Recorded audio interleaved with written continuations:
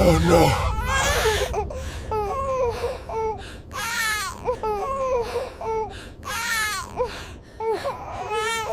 The night was as black as coal. Ezekiel walked through the cemetery with his flashlight, checking the grave one last time before going home. He had been the watchman here for 15 years, ever since his wife died. The dead were better company than most living people, he always said to himself. Then he heard it, a soft cry in the darkness. At first, he thought it was just a cat. Stray cats often came to the cemetery at night, but this sound was different. It was coming from underground. Ezekiel stopped walking. His heart began to beat faster. The cry came again, louder this time. It was definitely coming from the underground, near the fresh graves. Jesus Christ, he whispered, dropping his flashlight. His hand shook as he picked it up. The sound came again. This time, he was sure it was a baby crying. A baby crying from under the earth. Ezekiel fell to his knees and began digging with his bare hands. The soil was loose, recently disturbed. As he dug deeper, the cry got louder. God, please don't let me see what I think I'm going to see, he prayed. His hand touched something soft, clothes, then skin. He dug faster, throwing dirt everywhere. What he found made him scream. A young woman lay in the shallow grave, barely conscious. On her chest was a newborn baby, covered in blood and dirt, crying with all its tiny lungs. The woman opened her eyes and looked at Ezekiel. Her voice was barely a whisper. They wanted me dead. Then he fainted. 3 days later, in Auntie Ruth's small clinic, Deborah slowly told her story. My name is Deborah, and I'm 21 years old. I worked as a maid in Sandra's house for 3 years. Ruth nodded, holding the baby girl who had been born in the grave. The child was healthy, a miracle considering what had happened to her. Sandra is a big woman in our church, Deborah continued. She leads the women's fellowship.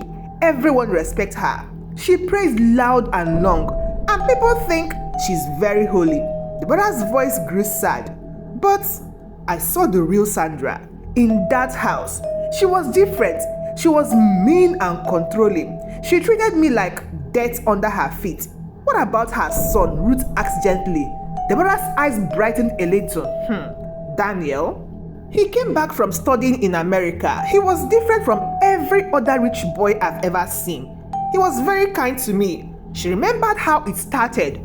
Daniel would thank her for cleaning his room. He would ask about her family.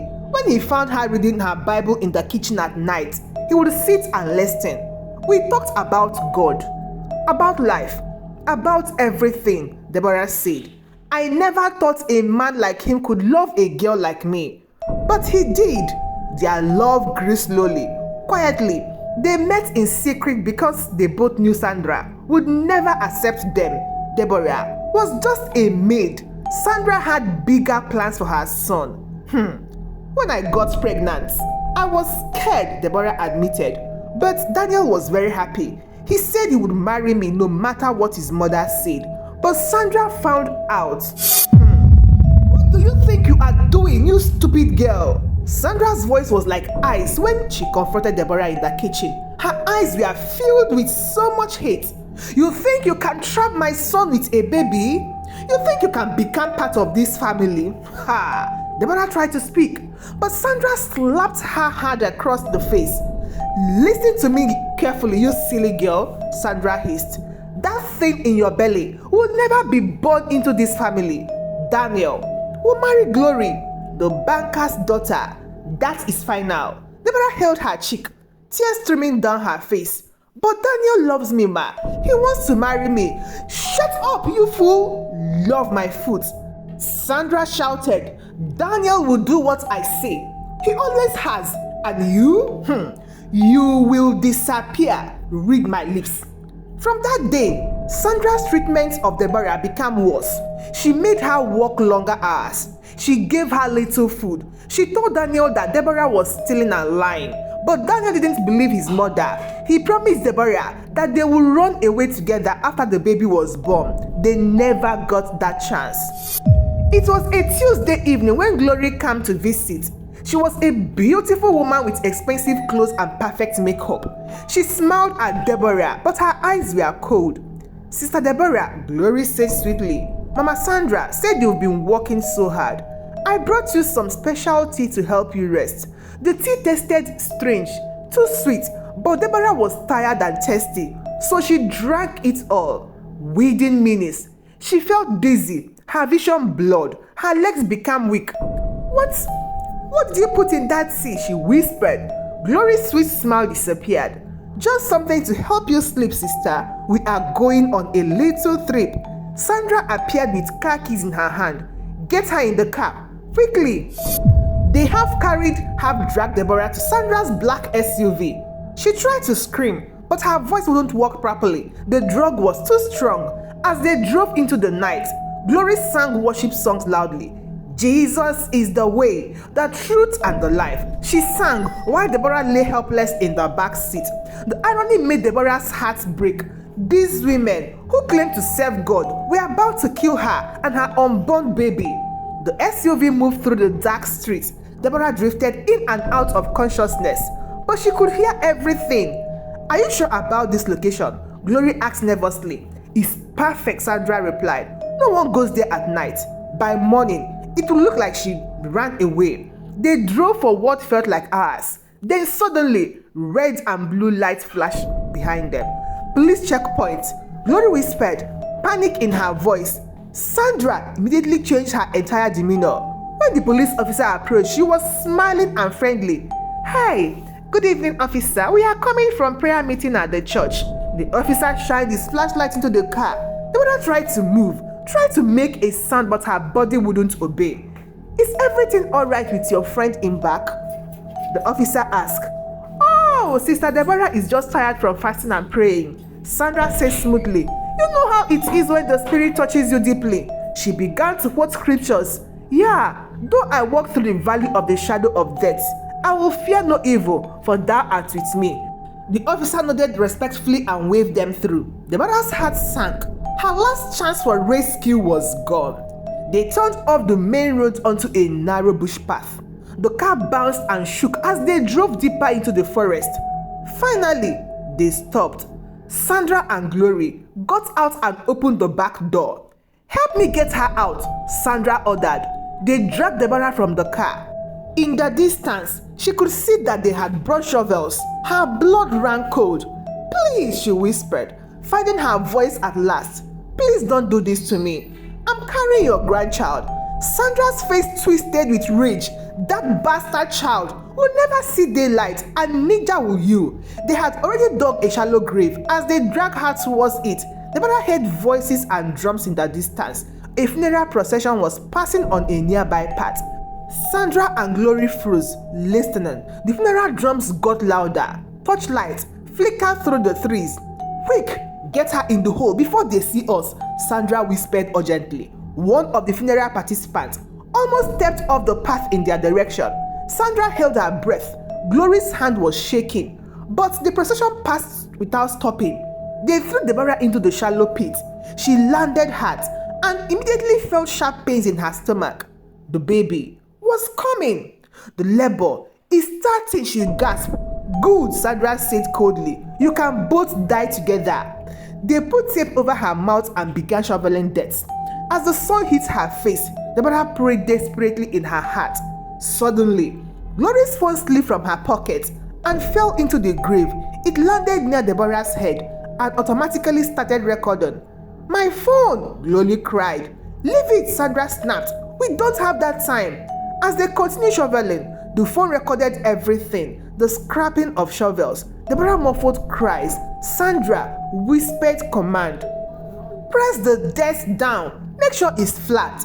Just then, a motorcycle rider appeared on the path. His headlights swept across the scene. Two women in church clothes, shovel in their hand, disturbed earth at their feet. The rider slowed down, suspicious. Sandra's driver ran towards him and kicked his motorcycle, almost making him fall. "Get out of here," the driver shouted. "This is private property." The motorcycle rider speeded away, but he had seen everything he would remember. As Sandra and Glory finished covering the grave, Sandra's gold chain broke. One link fell into the soil, but she didn't notice in her hurry to leave. They threw the shovels in the car and drove away quickly, leaving Deborah buried alive with her unborn child. A few hours later, as Deborah lay suffocating under the earth, her daughter decided to be born. In the darkness of the grave, with death in her mouth and no air to breathe, Deborah somehow found the strength to give birth. The baby girl came into the world in the most impossible place, underground, in what should have been her tomb. But God had other plans. The baby's first cry pierced through the soil above. It was this cry that Ezekiel heard as he made his final round of the cemetery. When he dug them out, both mother and child were barely alive, but they were alive. "Thank you, Jesus," Ezekiel whispered as he carried them to safety. "Thank you for letting me find them in time." The next morning, Sandra woke up and put on her best church dress. She called the church elders and told them a sad story. "Brothers and sisters, I have a heartbreaking news. Our housemaid Deborah has stolen my jewelry and ran away with a man. We trusted her like family, but she has betrayed us." She wiped fake tears from her eyes. "Please pray for her soul. Pray that God will forgive her sin." Glory also played her part. She went to a clinic in another town and created a fake record saying that Deborah had given birth there and then disappeared without paying. When Daniel returned from a business trip and couldn't find Deborah, Sandra showed him the evidence. "I'm sorry, my son. She was not just the woman we thought she was. She used you and ran away with her lover." Daniel was devastated. He searched every hospital, every clinic, every shelter in that city, but there was no trace of Deborah or his child. "Maybe your mother is right," his friends told him. "Maybe she just ran away." Slowly and painfully, Daniel began to believe it. The woman he loved had betrayed him and disappeared. Sandra saw her chance. She pressured him every day. "You need to marry a good woman, Daniel. Glory loves you. She's from a good family." Broken and confused, Daniel finally agreed. 6 months later, he married Glory in a big church wedding. Sandra was the happiest woman there. In Auntie Ruth's small clinic, Deborah slowly recovered from her ordeal. She named her daughter Zoe, which means life, because the child had been born in a grave but chosen to live. Auntie Ruth and Ezekiel kept their secret. They knew Sandra was too powerful, too connected. If she discovered that Deborah was alive, she would try to kill them all. So Deborah lived in hiding, working at the clinic, raising her daughter, and praying for the day when the truth will come out. Little Zoe grew up bright and curious. She looked exactly like her father, with his intelligent eyes and gentle smile. She loved to pray and read Bible stories just like her mother. Meanwhile, in Sandra's big house, Daniel and Glory lived as husband and wife. But something was very wrong. Year after year passed, and Glory couldn't get pregnant. Sandra organized special prayer meeting. She brought prophets and prayer warriors to the house. She declared fasting and deliverance services. "God, why have you closed my daughter-in-law's womb?" She prayed loudly in church. "Break every curse, destroy every enemy." The irony was so cruel. The woman who had buried a pregnant girl alive was now begging God for a grandchild. Daniel began to wonder if God was punishing him for something. He remembered Deborah every day, wondering what had happened to her and the child she was carrying. Glory became so bitter and desperate. She tried every medicine, every treatment, every prayer formula. Nothing worked for her. The house that should have been filled with children's laughter remained silent and empty. 5 years after that terrible night in the graveyard, Daniel and Glory had their worst fight ever. "It's your fault," Glory screamed. "You are the reason we have no children. God is punishing you for the maid you loved." Daniel had never seen his wife so angry. Her beautiful face was twisted with rage and jealousy. "Maybe God is punishing both of us," Daniel replied quietly. "Maybe we did something wrong." Glory threw a vest at the wall and stormed out of the house. Daniel sat alone. His heart was breaking. He got in his car and drove aimlessly through the city, trying to clear his head. As he drove through a busy area, he saw a crowd gathering by the roadside. A small girl had been hit by a bicycle while playing. She was bleeding and very unconscious. Without thinking, Daniel stopped and helped rush the girl to the nearest hospital. The little girl needed a blood transfusion urgently. "We need to test your blood type," the doctor told Daniel. "Maybe you can donate." The test results came back quickly. Daniel's blood was a perfect match. "This is remarkable," the doctor said. "She must be a close relative. The compatibility is almost perfect." Daniel stared at the unconscious child. She looked to be about 5 years old with beautiful features and curly hair. "But I don't know this child," he said, confused. "How can we be so compatible?" Just then, a woman rushed into the hospital ward. Daniel looked up and nearly fainted. Ha! It was Deborah. For a long time, Daniel and Deborah just stared at each other. 5 years of separation, 5 years of wandering, 5 years of pain. All of it came crashing down in their single moment. "Deborah," Daniel whispered, "you are alive?" Tears streaming down Deborah's face. "Daniel, my daughter, is she okay?" "Your daughter?" Daniel looked at the child on the hospital bed, understanding dawning on him. This is our daughter?" Deborah nodded. Unable to speak, the doctor was confused. "I thought you said you didn't know the child." "I didn't know she existed," Daniel said, his voice breaking. I was told that her mother ran away." As little Zoe recovered from her injuries, Deborah told Daniel everything. She told him about the drug tea, about Sandra and Glory's plan, about being buried alive, about giving birth in their grave. Daniel listened in horror and rage. His own mother had tried to murder the woman he loved and his unborn child. "But how did you survive?" he asked. Deborah told him about Ezekiel, about Auntie Ruth, about the 5 years of hiding and fear. "I wanted to find you," she said, "but I was so afraid. Sandra is powerful. She has connections everywhere. I was afraid she would try again." Daniel held his daughter's hand as she slept in the hospital bed. The child he had never known existed, who had been born in the most terrible circumstances, but who had survived against all odds. "I will make this right," he promised Deborah. "I will make them all pay for what they did to you." Daniel went straight to the police with Deborah's story.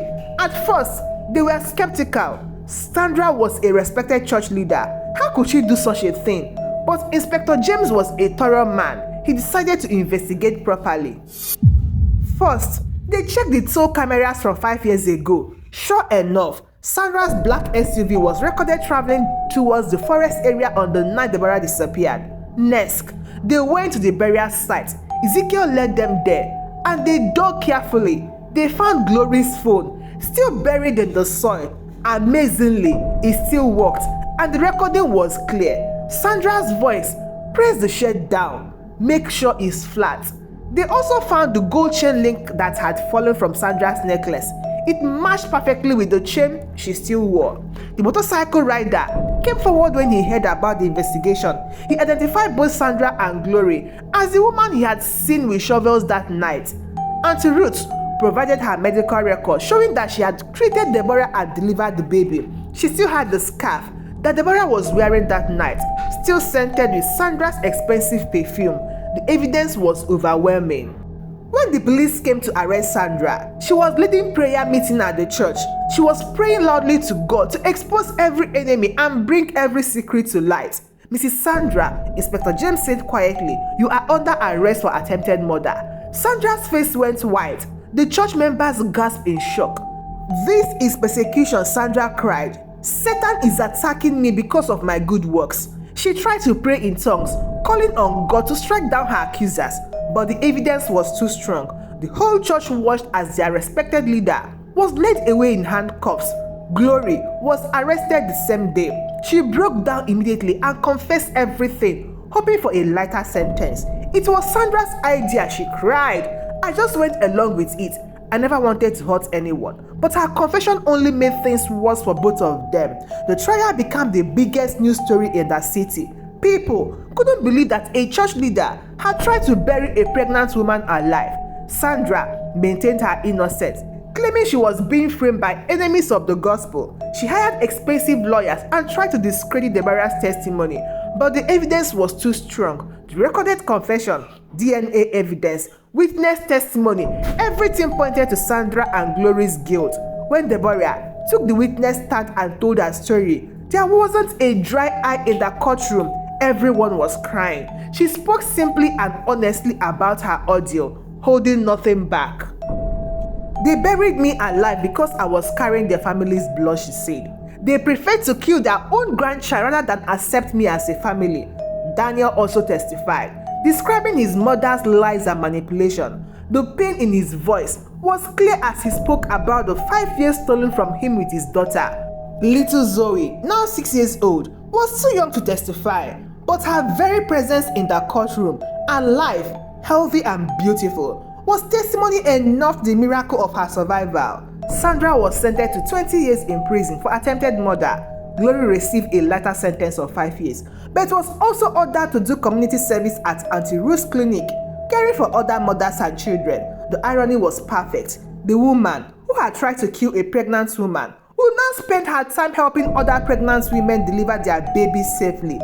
Daniel immediately divorced Glory and publicly denounced his mother's action. He stood before the same church where Sandra had once led prayers and told everyone what she had really done.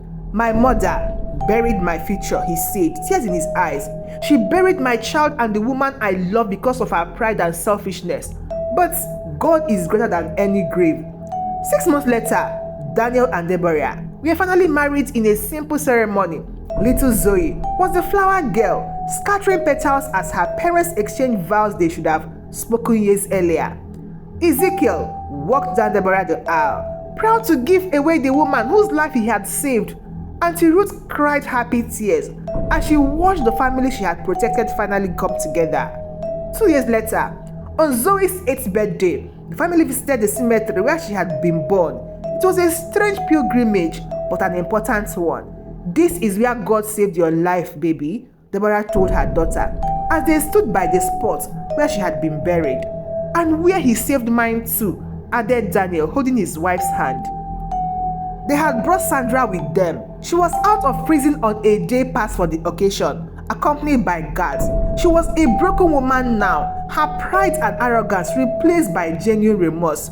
When Deborah placed little Zoe in Sandra's arm, the older woman wept bitterly. I'm sorry, Sandra whispered to the granddaughter she had once tried to kill. I'm so sorry for what I did to you and your mother. Zoe looked at the crying woman with compassion beyond her years. It's okay, Grandma, she said. God forgave you. And so do we. As they walked away from the graveyard, Daniel reflected on the incredible journey that had brought them to this moment. His daughter had literally been born in a grave, but she was the most alive person he knew. They tried to bury us, he said to Deborah, but they didn't know we were seed. Deborah smiled and squeezed his hand. God remembered our names. Even in the darkest place, he always remembers.